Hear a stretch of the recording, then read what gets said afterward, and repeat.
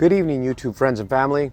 How are you guys? I'm about to rack out, but wanted to try and put another quick one together for you. A topic that seems to come up a lot in your on your Facebook groups, especially amongst the hotshotters that are just getting into the trucking business. That seems to be like the stepping stone for a lot of them. Is do I run under my own authority or lease on to someone else? It's a tough question, right? You got to excuse me because if I don't drink something, I'm going to start coughing. So, in my opinion, the biggest swinging factor is going to be insurance cost. If you're a brand new authority and you're a brand new CDL, most of my Class 8 semi-truck drivers, with the experience they have now, they wouldn't dare get their own authority if they just got their CDL last month and went out and bought a truck. They wouldn't dare do it. Most of them would say, no, you need to run under somebody, you need to be a company driver.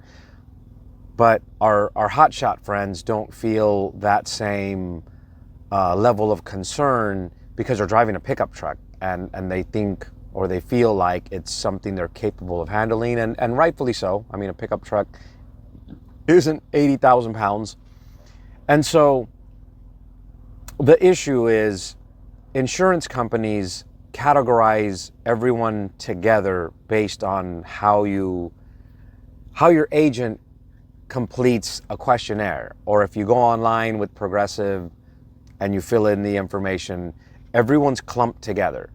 And so if you're a brand new authority, brand new CDL, brand new equipment, you're being categorized and clumped together with all of the other brand new CDLs, brand new authority, brand new truck. And they look at statistics. They look at their payout. Every time they pay money out on an accident or a claim, that's what they call it, a claim, they look at all the parameters, all the specifics, and then they break it out based on where you fit within those parameters. And unfortunately, a lot of claims come from brand new authority, brand new CDL driver, brand new equipment on a cost, breakdown per dollar. That's the highest risk level for them. And so a couple friends and or just people in groups have been posting that, I don't get, what's wrong with these people. I just got a $40,000 quote. I have a friend that's also my agent. She helped a couple people I know and gave them some quotes. And she's like, oh my God, she goes, you wouldn't believe what the brand new rates are now. And I was like, yeah, I've seen people say 30. And she's like, 30 nothing. She's like, Miguel, this last one was 40 plus. And so at 40, if they ask you for 25%, that's 10,000 down. And then, 3,000 a month, you can go buy a brand new truck for that. Hey, think about that for a minute. You can go buy a brand new truck for 3,000 a month. Now you're driving a hotshot pickup truck and you're paying 3,000 a month in insurance. And so if you're a brand new CDL and you're thinking about getting your authority, you're going to be a brand new authority, that's going to be a very expensive bill. I myself park my trucks in the oil field, even though my authority is, we started our authority we filed for our authority in 2012, late 2012. It went active in early 2013. And so, granted, I have a lot of trucks, but the cost of insurance has made it where I parked a bunch of those trucks and I'm just running a handful and I'm only insuring the handful that I run. So running under someone's authority or running under your own, the reality is, if I were to add a lease operator, don't ask me because I'm not doing it. If I was to run a lease operator under my insurance, the insurance cost per truck is way, way cheaper. And so the fact that I would be taking a percentage from a lease operator's cut, you think, well, why am I going to let Miguel take my money? The reality is, if I take your money and you just come to the realization it's too slow, the rates are too cheap, whatever, and you park your truck, you can keep your bobtail insurance and operate your truck. I would then cancel your insurance, run through my company, because you'd be parking your truck, versus if you have your own authority, you have to keep that insurance or your authority gets revoked. When your authority gets revoked due to canceled insurance and you go to start it back up again when you want to work, they're going to treat it like a brand new authority again. Right now I've had my authority, like I said, since it's been active since 2013. And when we go to apply for insurance, that's what they ask. How long has it been continuously active? And so if I let my insurance lapse for a month and then I start it back up, what ends up happening is they treat it like a brand new policy again, like a brand new authority. And so you have to keep that going or you start all over on this insurance thing. And so my advice to a brand new owner operator, go ahead and run under somebody else's authority. Let them charge you a percentage. You know, everybody's going to make something off of you in this business is what you're going to learn. Your factoring company is going to make something off of you. The company you lease under, the broker, everybody's going to have their hand in your pocket. So don't think, you know, I mean, I know in the hotshot groups, these guys, it's like they read Mary Poppins or something, you know, and they think I'm going to make 14 grand a week. So they take $14,000 and they multiply that by 52 and they start building a budget on that number. Anyone that's been in this business a while knows that's just not true. And you have peak season and you have slow season, and you don't come anywhere near that number as an average. So if you go get your own authority, here's the thing. You have to be ready for stuff that you probably know nothing about if you've never had your own authority before, and if you've never run over the road before or never run interstate before, or you hotshot guys never had a CDL before and probably still don't have a CDL. You're going to learn the hard way, and it's going to affect your safety score. You're going to get out of services. You're going to have a new entrant audit coming where they're going to force you to park your truck. If you're a one truck operation, they're going to force you to bring that truck in, and they're going to inspect your truck. They're going to go through your paperwork. They're going to go through your driver files. They're going to make sure you have your consortium in order for drug screening. They're going to dig into your operation and probably find something. And so, and I'm not saying it to be offensive. A lot of people make mistakes. And so, at issue here is, if you run under your own, the mistakes you make appear on your own authority. So on top of the fact that when you have a brand new authority, many brokers won't touch you for the first 3 months.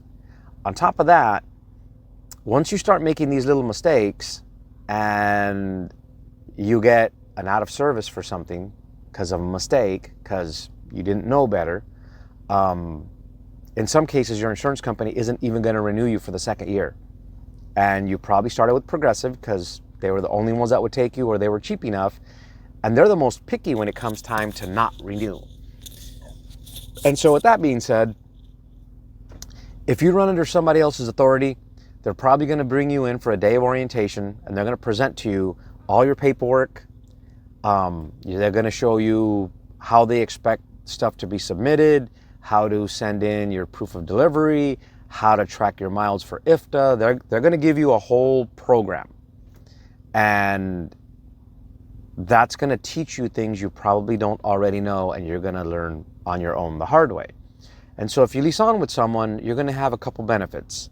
You're going to have the benefits of, especially if it's a bigger carrier, they're going to have a compliance officer or deputy or, whatever title they give them. They're going to have someone that you can go to on a regular basis and say, hey, is this correct? Is this right?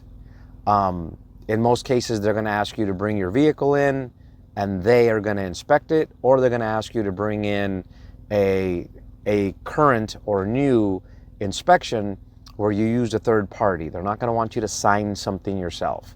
I myself take my trucks to a Love's local to where my shop is. They're state certified. In fact, it's the same inspection that the state of Texas requires for you to do your renewal for your plates. And so that's what I do. It's $40. They call it a title inspection, and it meets the requirements for an annual. And so anyways, you run under someone's authority, they're going to take a fee. Yes, they're going to charge you. But the upside is if it doesn't work out and you pull away, you're not left with this massive insurance bill that keeps coming and you have no way of getting out from under it. You run under them and you're going to kind of learn how they keep things in order.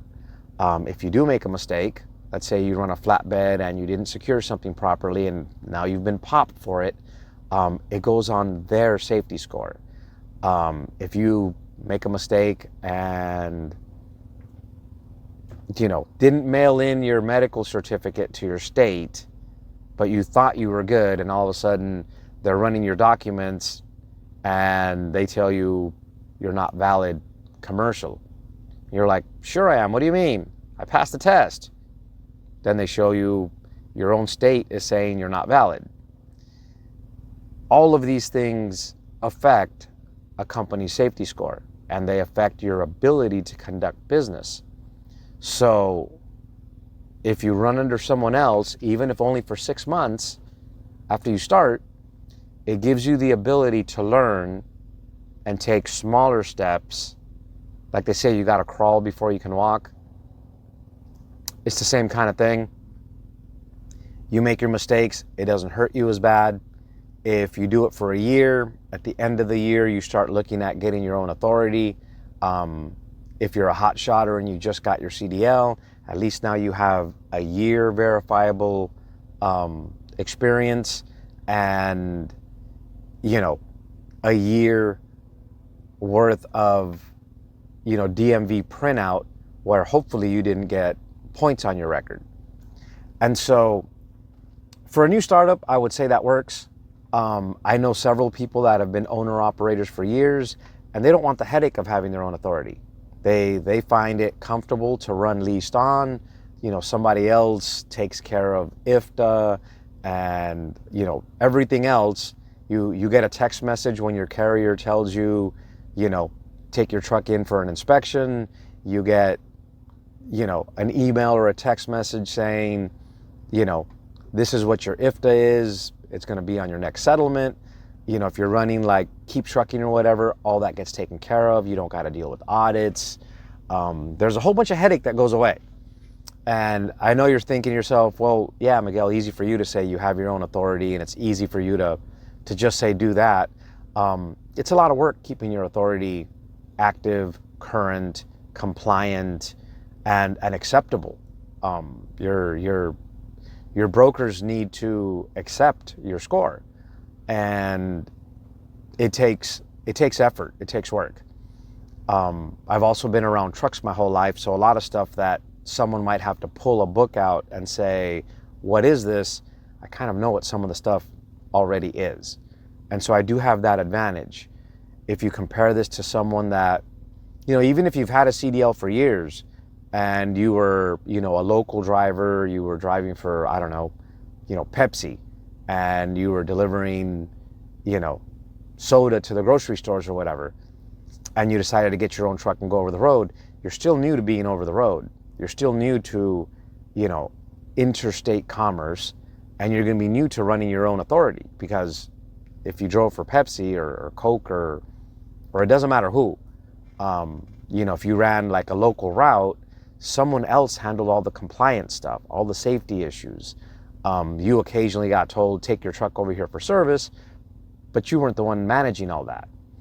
And so, unfortunately, even if you were a compliance officer at a bigger company, if you go apply for an authority on your own, insurance company isn't going to take that into account. They won't consider it wasn't your authority.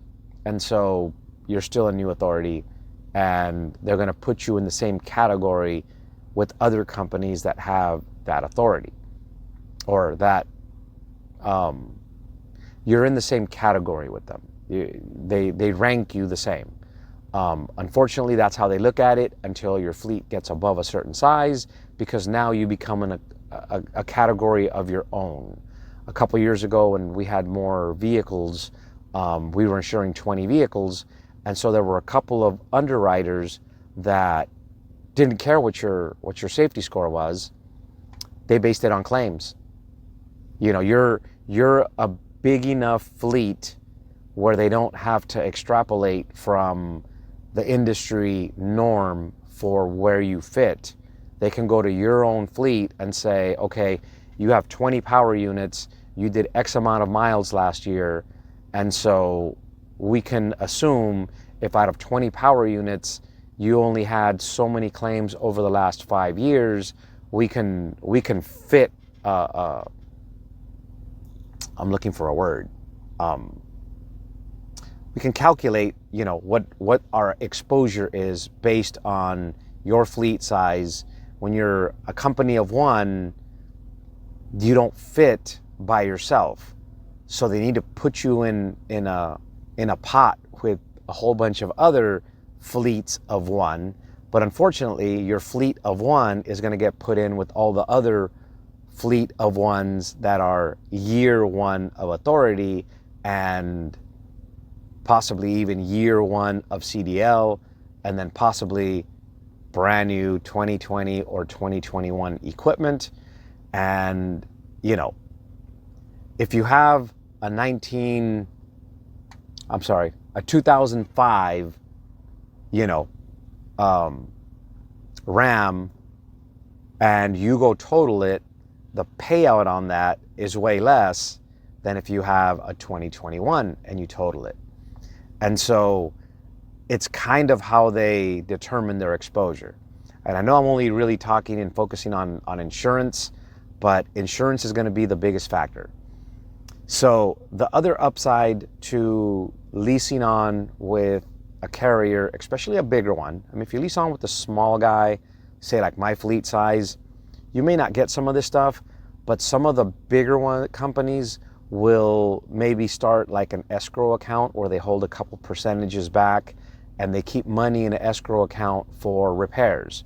So your truck breaks down in Georgia, but you're based out of Phoenix and you don't know any mechanics out there. So now you're going to go to the nearest shop, and you know they're going to immediately know this guy's, you know, almost 2,000 miles from home. You know, he doesn't know anybody else out here, and we can rake him over the coals and charge him whatever we want.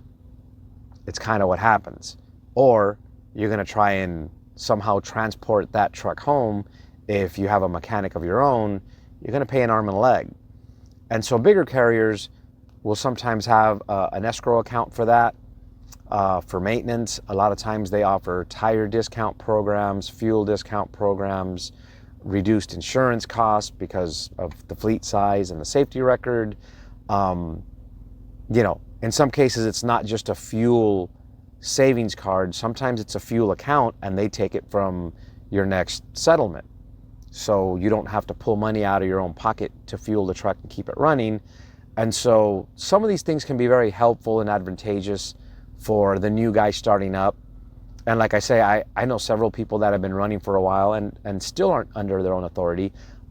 They're comfortable with some of the benefits of running with a larger company leased on.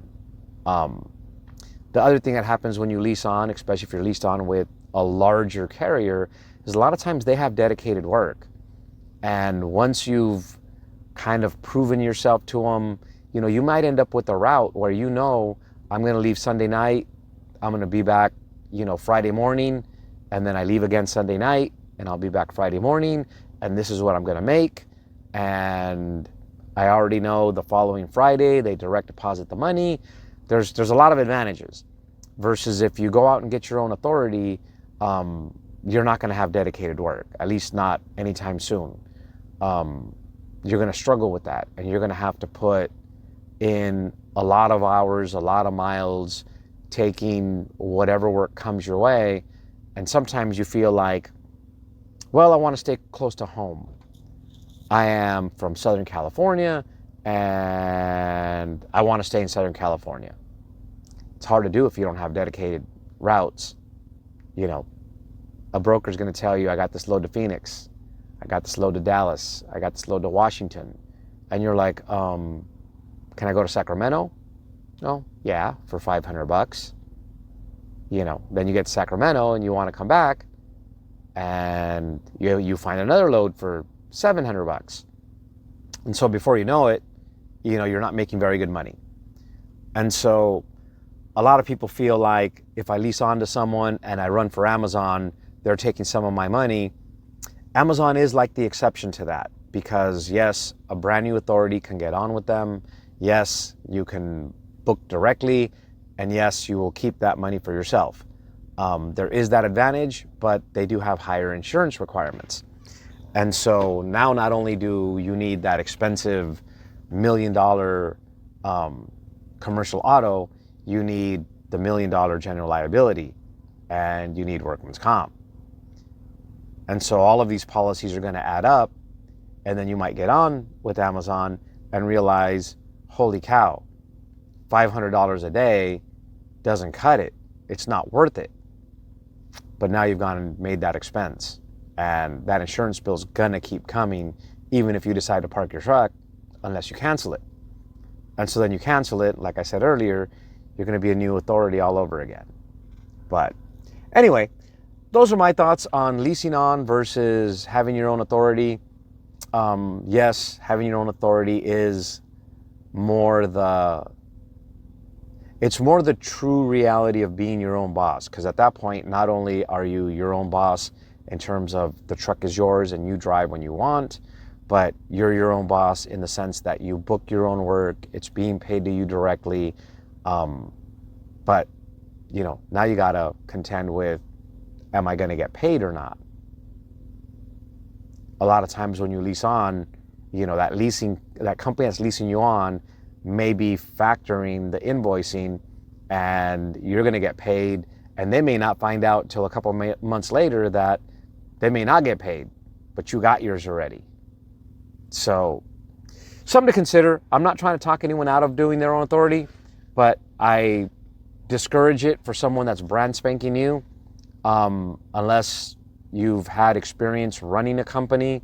You know, you worked at a trucking business and you were in the management level, or you were in compliance or something like that, maybe.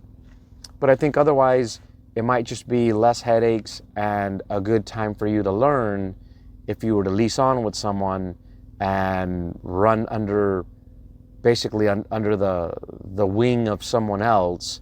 They've already forged the way. Their insurance is probably going to be half of what yours is. And in many cases, you know, that's the profit you were expecting to make.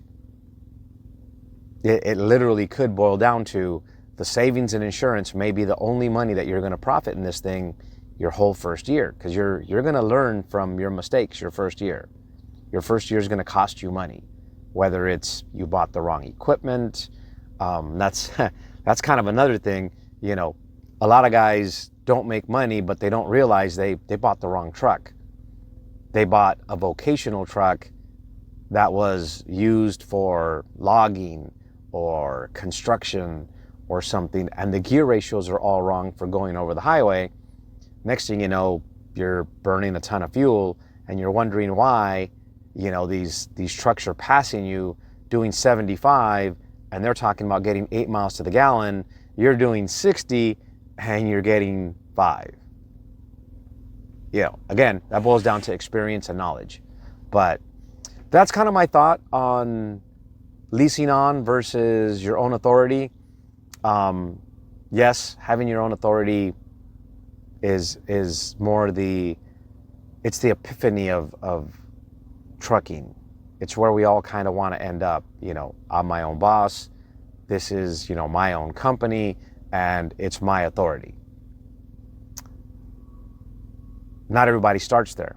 That's the, you know, I mean, I didn't start by buying trucks and getting my own authority and going out that way. I got my CDL and drove for someone for years. And then they taught me stuff within that company. I ran some of their audits and compliance issues. And I grew as an individual in the trucking world before I went into business for myself. And, you know, especially in the hotshot business, a lot of people are jumping into this and they don't really know trucking. They were talked into it, or they have a friend that bought a truck and all of a sudden they bought a second truck, and a year later they bought a third truck, and hey, I want to be like Mike. You know, but Mike knows something about the trucking business and you don't. So anyway, just my thoughts on authority versus leased on. No, I didn't do like all these neat little bullet breakdowns. It's just my gut raw feeling, and most of my videos aren't, you know, they're not staged. I don't have like flashcards that I remind myself what to discuss. It's just like a quick, here are my thoughts from the gut, from the heart, what I think, and hopefully it does someone some good. Anyways, thanks for watching.